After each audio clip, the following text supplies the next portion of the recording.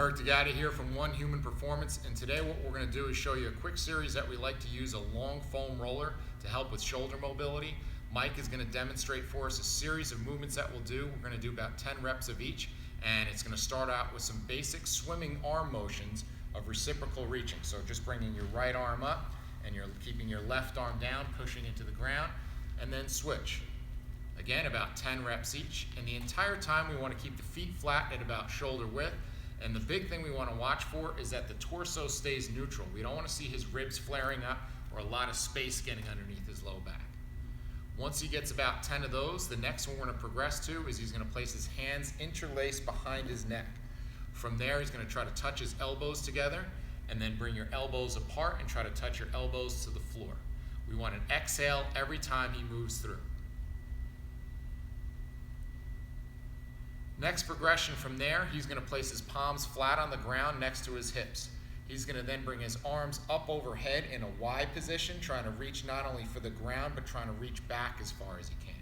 A variation we'll do with this is ask him to grab a band, just a light band to create a little tension, and he's going to pull out on the band as he's reaching up and back, and that'll add a little bit to it, help set the shoulders down and back. Again, monitor to make sure he's not flaring up through the ribs.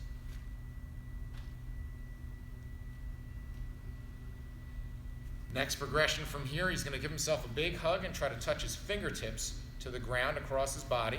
He's then going to open up, try to touch his pinkies to the ground, get a nice stretch all the way through the bicep down to the thumb, and then alternate one arm in front, back and forth for about 5 to 10 of each.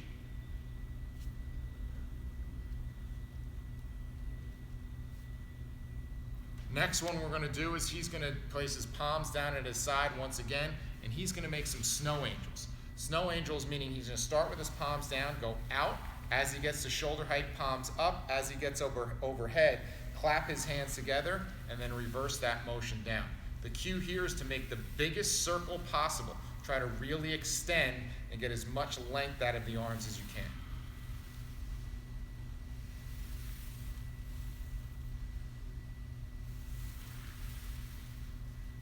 Last one that we may add in sometimes is for a little bit of internal and external rotation, especially for our throwing athletes. He's going to place his elbows just below shoulder height on top of the blocks.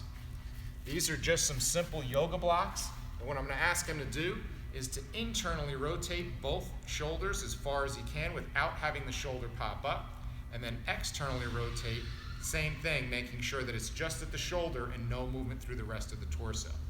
Once he does about 10 reps of that, we're going to alternate, and one goes into internal while the other goes into external and get that nice reciprocal